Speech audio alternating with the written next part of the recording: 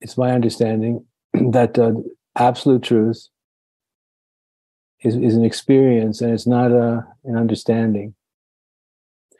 If you have breakthrough metaphysical, if you have metaphysical breakthroughs, you can glimpse what's called absolute reality, and if it happens, you're going to know it, because suddenly you'll be swimming in an infinite ocean of being, which contextualizes absolutely everything else as being relative. And if you have that kind of experience, you'll understand the difference between relative reality and absolute reality. But that being said, the world that most of us live in and operate in with our bodies and our minds and our personalities is what's called relative reality. And relative reality can be understood at deeper and deeper levels. We can have a superficial understanding of relative reality. We can have a deeper understanding of relative reality, and we can have a very deep, very profound understanding of relative reality. But still, as deep as our understanding of relative reality can go, however deep we go, the understanding is always going to be relative. In other words, when we're trying to understand anything, when we're trying to understand things, this thing or that thing, this idea, that idea, this object or that object, there's relative clarity and deeper clarity and deeper clarity. We can understand more and more, but we can never have an absolute perspective on any relative object or thought or idea. So relative reality is always going to be, our understanding of relative reality is always going to be partial. And so that's a very important truth. Speaking of the fact that we can't grasp the truth. So this is something that when we start, we want to keep this in mind, that we can never understand any aspect of relative reality absolutely. There's no absolute grasp of any relative truth. Our understanding of any relative truth can only be relative, but within the context of being relative, we can have a deep and profound understanding of relative truth, or we can have a superficial one. The way individuals and groups of individuals can grasp onto a singular perspective in relationship to relative reality and believe that they're seeing the truth as it is, or other people they feel aren't seeing the truth as it is because they're not seeing their truth. So as we approach this dialogical process, please understand that the only truth that is absolutely true is absolute truth, which is an experience, which is not an understanding. It's a gnosis. It's revealed through metaphysical transcendental breakthroughs. And like I said before, if it happens to you, you're going to know it, because suddenly, to repeat what I said before, all relative reality will be contextualized within an infinite, timeless, formless, beginningless, and endless context. That's the only way to have access to any truth that's absolute. Besides that, all truth is relative.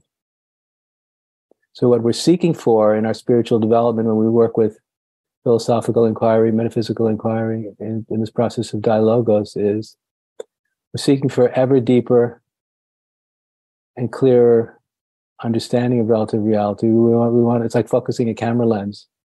The more you focus it, the clearer your vision becomes. And so we want to be able to see relative reality more clearly, because the more clearly that we're able to see relative reality, the more profound will be the actions that we take and the choices that we make, because they'll be more in alignment with a deeper and clearer understanding of relative reality. And this is an ongoing process. There's no end to it. There's no final resting point or end point. There's no final conclusion. This is something that if we're sincere and we're serious, we have to be constantly engaged in this process of trying to understand relative reality, and constantly looking again every day, beginning afresh. Because as we all know, one of the Buddha's profound teachings was that everything is changing all the time. The world of manifest relative reality is constantly in flux. Nothing is static. So because everything is in flux and everything is changing, we have to keep looking again. What's the relationship between this and that? Because it's different today than it was yesterday. So nothing is permanent or static in relative reality. So we have to be constantly looking again to see what's true, and looking again to see what's true, and looking again to see what's true. There's no final resting point. So the simple way to sum this up is that relative truth is all relative. So understand that when you're working with your own mind to try and understand personal issues or philosophical questions or any questions related to manifest reality, realize that whatever your mind is coming up with as a conclusion is always only going to be relative. It's not going to be absolutely true. It's going to be relatively true. But as I have been saying, some relative truths have greater value than others because they're more clear. Their perspectives are more inclusive. And this is a practice and a process I feel that is as important as the practice of meditation, which we need to be equally focused on and equally dedicated to. I think a really balanced awakening would be one where we are masters of transcendence, and masters of transcending the mind, and also very skilled at using the mind to understand reality, relative reality.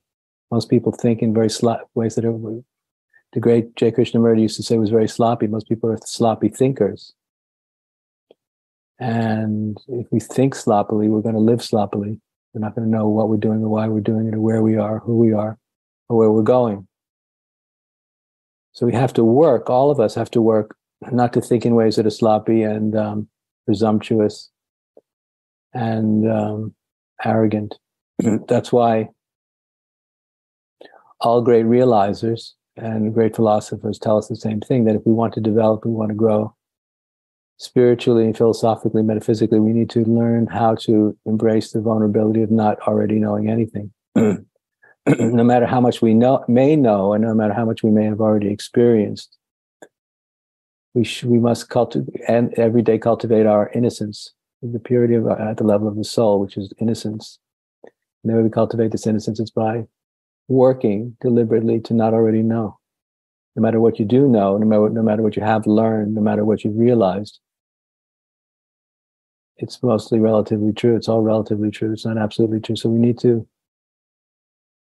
through embracing not already knowing, which I put a lot of emphasis on, we can prevent ourselves from becoming rigid and fixed in our cognitive thinking process. Most of the people are very thick, very stuck and very rigid without even knowing it.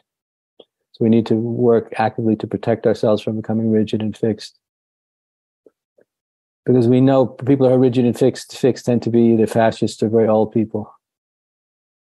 You can be a fascist if you're a lefty also. So it means rigidity. And being overconfident in what you think is true. So if we are growing, if we're spiritually still growing, which is an important question, we're spiritually still growing, are we still every day letting go of what we think we know to make room for what we don't already know? And that is a very tough practice. It's kind of the leading edge of personal practice, is to let go of what we think and what we believe again, just like we did yesterday and the day before and the day before and the day before. So we are open and vulnerable, and we're always questioning to see what's true today. Is today this issue more true or less true than it was yesterday? It might be less true today than it was yesterday, and it might be more true today than it was yesterday. But are we awake enough and humble enough to see these things, to recognize them? And it's hard work, because it's easier to be sure it's easier to allow yourself to think that you're right. And then you don't have to question anything anymore. And that's what most people do. It's called lazy thinking. So as we enter into this dialogical process today, in this context of question and answer, allow yourself to be vulnerable. I'm not talking about personal, emotional vulnerability in the psychological meaning of the word, but I mean open and vulnerable to be receptive to perspectives that could emerge that are new to you. There's new ways of understanding things that you may think you already get. If we can really live on this razor's edge between knowing and not already knowing, we find that we are more or less constantly always seeing things from afresh and with deeper perspectives that we haven't had glimpsed before. They can suddenly emerge and can blow us away. So I never knew that. I thought I knew this, but I never realized that it was like this versus like that. And I've been thinking about this issue for 30 years, and I feel like I'm just waking up today. That's kind of what happens. The mind is like a library. We want to make sure the books get used. Get used, and we have to make sure that the dust has been removed every day from our own minds. And this is hard. This is hard spiritual work, but we've got to do it if we want to be on our own edge. We all have an edge, and the question is: are we living anywhere remotely near the edge of our own understanding, and the edge of our own developing capacity to understand more, and to see more, to recognize more, and finally to be able to intuit more of what's true and what's not true. Often we find that our religious beliefs, our religious and spiritual beliefs, are a source of solace to us. They give us a sense of comfort and security in a more and more insecure world space. So our religious beliefs and our metaphysical beliefs can be a source of great security for us, emotional security and spiritual security, which is good, but we have to make sure that we are not clinging on to falsehoods. So this requires a measure of personal heroism in relationship to the relationship we have to our own minds. It means we're always scrutinizing, in the enlightenment context, the ego's relationship to the mind, because the ego uses the mind to find its way, to make sense out of reality. And the ego is not the purest vessel. The ego doesn't have the purest motivation. So the ego's motivations can often be quite corrupt without us even being aware of it. So we have to be very careful.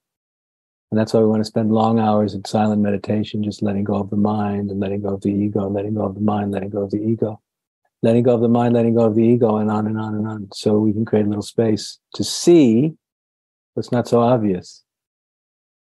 And that's why we want to engage in this dialogical process of inquiry or self-inquiry, critical introspection, ruthlessly critical introspection. By critical, I don't mean being negative, but I mean questioning. Is this true? Is this true? Is this as true as I thought it was? And why we have to be vulnerable is sometimes we find that things we thought were true for 5, 10, 20 years. When you begin to find out things that you believed without any doubt were absolutely true, and you find out they're not true, this can create enormous pain and suffering and a sense of overwhelming insecurity and lead to all kinds of self-doubt. So we have to be willing to embrace the kind of emotional vulnerability that's required for us to be able to embrace this kind of very heroic relationship to the mind, the willingness to question what's true and to be flexible and strong, not rigid, not stuck. And unfortunately, in order to be able to do that, we have to do the spiritual work of transcending the ego also. That's all we have to do. But unless the ego softens up, unless I soften up my ego and you soften up your ego, we soften up our egos, there'll probably be a conscious and unconscious reluctance to do this kind of deep inquiry. So the relentless work of ego transcendence is absolutely necessary for us to be emotionally prepared for the challenge of the edge of our own inquiry. And I hope you're getting a sense from this brief introduction that this work of self-inquiry and philosophical dialogos is relentless. There's no end to it. There's no final resting point. There's no arrival. There's no arrival in this process of inquiry. You are always in the midst of it, in the middle of it. And we want to be, as I've been saying, we want to be more in the midst of it than not in the midst of it. Because if we're not in the midst of it, we're probably clinging on to all kinds of ideas and beliefs and certainties that are just not true. So do we have the spiritual fire and the spiritual metal to be able to embrace the radical insecurity of always not already knowing? The radical security of not always already knowing. That's a sign of genuine humility, and it's a sign of being truly earnest, and it means that you mean business. And yes, it's hard. I agree, it's hard, but it's necessary. It's necessary to cultivate a very pure motive. Requires courage, enormous courage and dedication, and long-term, lifelong, lifetimes long commitment to the truth, to wanting to know the truth, what's true.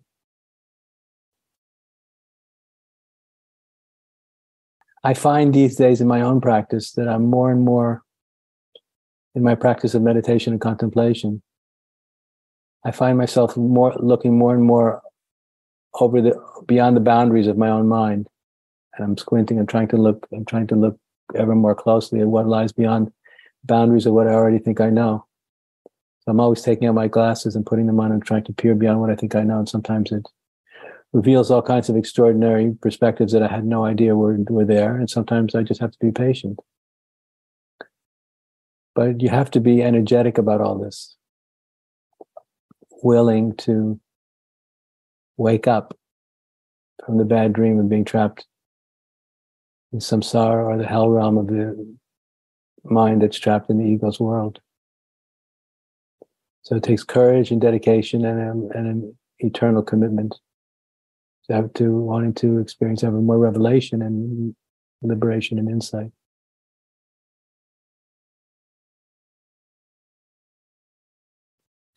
So in the enlightenment context, the main obstacle to the awakening to enlightened awareness, or the awakening to kind of consciousness of eternity, or that which is eternal, is the time-bound ego and its narrative. Because the question is, who am I and why am I here? So in the enlightenment context, we go from believing that we're a separate ego to realizing that we never were. That the true self is timeless and formless and beginningless and endless. And the more we experience these deeper dimensions of the self, the true self, the authentic self, these deeper dimensions of the self and of reality itself, this usually temporarily destroys the minds and the ego's perspectives. We suddenly realize none of that is really true. None of it's true. I've never been born, and I'm never going to die. I'm eternal. And this is experienced as a state of consciousness which feels infinitely more real than the ego's experience ever does. And that experience brings us to our knees if it's deep enough. It compels surrender, submission. Submission means thy will be done, not my will, but thy will be done. I know nothing, you know everything. I am nothing, you are everything. And it's absolutely overwhelming. And this is when the heart breaks. Uncontrollably, the heart breaks, the heart bursts wide open, and we find ourselves coming to the floor in a state of awe and wonder and overwhelming gratitude. And that's where we find the source of our innocence, which is where we don't already know, and because now our identity is not attached to an ego which feels it needs to be the one who knows, or needs that edge. The edge is gone. Now I don't have to be any particular way. My nature is inherently always already perfect. And so in that, there's a letting go of a relative identity. And we let go of a relative identity, the clinging on to personal or political or philosophical beliefs is over. And so the innocence really means I don't already know. When we don't already know, there's a freedom, there's a softness, there's a vulnerability, there's a sweetness. And it's a big relief to not have to already know, especially if you're a man. And it's very hard to be innocent, to cultivate this kind of innocence. But innocence is the nature of the true self already. And I don't think it's something we can really work on. We have to awaken to the true self and experience that innocence. And you know, Sally, from your own work, that when you're working with people, you're talking with friends, when someone is vulnerable, they're not defensive. Even if they're speaking about difficult things that are difficult personally, they're not defended. They're not constantly justifying themselves and pushing back blindly out of the fear of being seen. Because if we're that open and vulnerable, we're not afraid of being seen. We're not afraid of the truth, even if it threatens our egoic identity. That's a sign of a high level of spiritual development is not being so consciously and unconsciously defended and attached to fixed ideas. So this is why I keep repeating we have to take the position of not already knowing, and that's something we can do in our practice of meditation. We can constantly step back and pay attention to the way the mind is working and let go of it continuously, keep on letting go of the mind.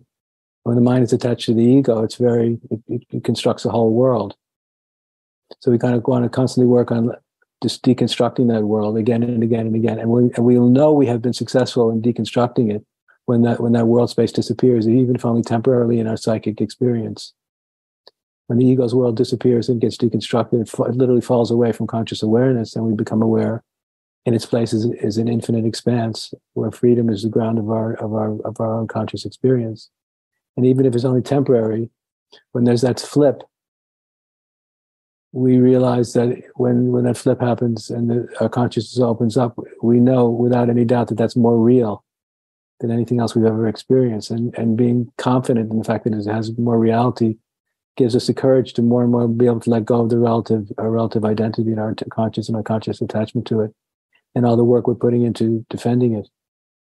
Easier said than done. This is a lifetime of work. And even as the gentleman I was just speaking to pointed out, even deeply realized men and women with high levels of spiritual attainment can still be very attached to their own relative identities. So this is the work to be done these days. This is the work to be done. But it's all about, as you said, vulnerability and innocence and honesty. And I think if you get to know people on a human level, it's one thing to see, it's one thing to just briefly glimpse somebody's personality. But if you get to know somebody over time, you get to know how authentic it's not even how authentic their relationship to reality is. It has to do with how sincere a person is. You find out over time what their values are actually all about by the way they live and what's more important to them than anything else. So a lot of people will preach spiritual values, but live dominated by egoic values. So we have to get to know each other very well in order to be able to find out where somebody's actually at. What do they truly put first? What are they willing to die for? What kind of principles, and what are their highest principles, and what are the values that they live for? The larger knowing that is not a cognitive knowing, that can't be cultivated. That just arrives. And I'd love you to speak more about accessing that once it starts arriving. Well, because when we come to that point in our own spiritual development where we have truly come to our knees before God and said, "Thy will be done," and we actually mean it at a soul level. We're not kidding.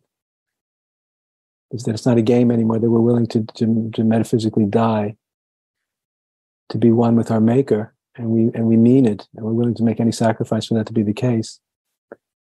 I could describe it as something happens. There's a switch that the ego is then taken off the throne of ourself, and God, as that absolute principle, is put on the throne.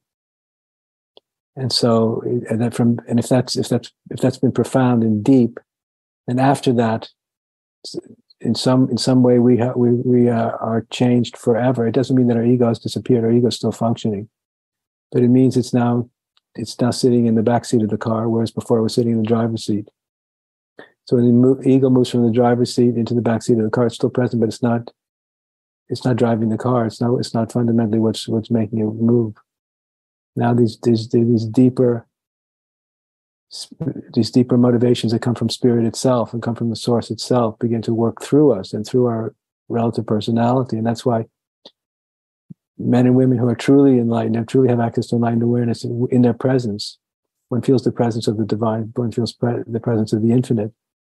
And also one feels that through the body, mind, eyes, ears, voice, mind of that individual, something other is coming through them and even through their ego, which speaks of divinity, of that which is miraculous.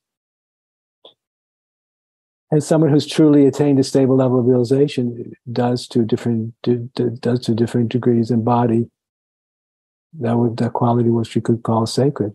And if it's real, you feel it in their presence, and you can tell by the way they express themselves, the way they talk, the way they walk, and what their values actually are in terms of the way they live their life. That they have given themselves over to spirit, to something other that the ego cannot even begin to grasp. And that does not mean they're perfected human beings. It just means that they have attained a level of stabilization in absolute spirit. But the ego still needs to be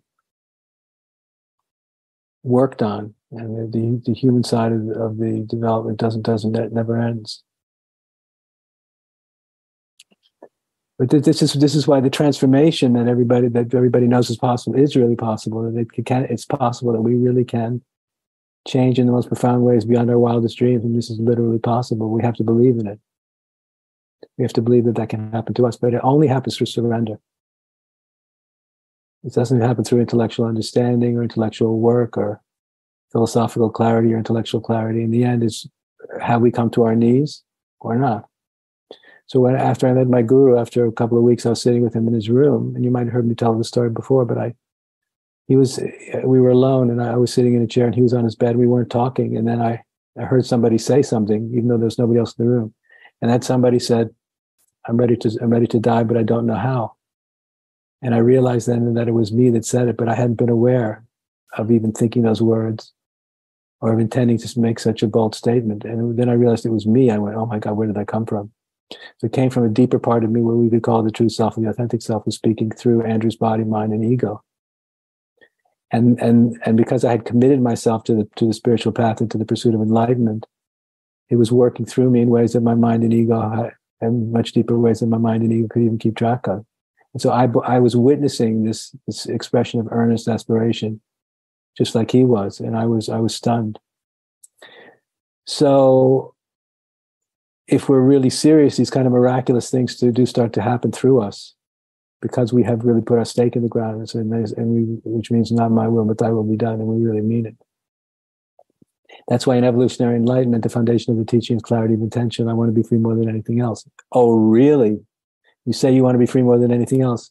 Is your desire for freedom more important to you than sexuality, than comfort, than money, than fame and power, than your attachment to your egoic identity? Is it really more important than that? And if the answer is yes, then progress is going to be made. But if not, if we're just playing around with these things, we can be playing at enlightenment for our whole life and never really make a lot of progress. A lot of people get cynical because not a lot is happening. But the thing is, to use mythic terminology, you can't fool God, or this absolute principle is to speak in a kind of a mythic way about it, is watching. And this absolute principle knows that if we mean business, or we're still holding on to a little security for a rainy day, and this spiritual power will only be released in us once we've really put all our cards on the table and stepped back and said, "Now thy will be done." It doesn't work any other way. We can have all kinds of experiences, but the experiences are always pointing to absolute surrender. That's the end goal. And I think that absolute surrender is actually the beginning of the spiritual life, not the end of it. That's when we begin to live the spiritual life in earnest, because as you know, in my case, as with many other realizers, the state of enlightened awareness can also create all kinds of problems for us and create challenges and trials that we could have never imagined. Look what happened to Jesus. So the awakening, from a certain point of view, is the beginning of the spiritual life and beginning of the challenge of being an awakened human being in a very complex world. It's not easy, especially in a modern, postmodern context where spirit is not even seen as being real. So to dare to kind of to dare to claim that you're a manifestation and expression of spirit incarnate, realized, expressed in a cultural context that doesn't recognize its validity, is a very difficult position to be in. So the awakening itself poses challenges, unique challenges that the unawakened life never could. The unawakened life has its own challenges, but the awakened life has even more challenges. And remember, in the end, we're still only human, frail, mortal human beings who are inherently flawed. So it's a complex business. But anyway, just the simple answer to your question is unconditional surrender is the only way through. That's exactly what the ego has no interest in. Thanks, Andrew. My pleasure.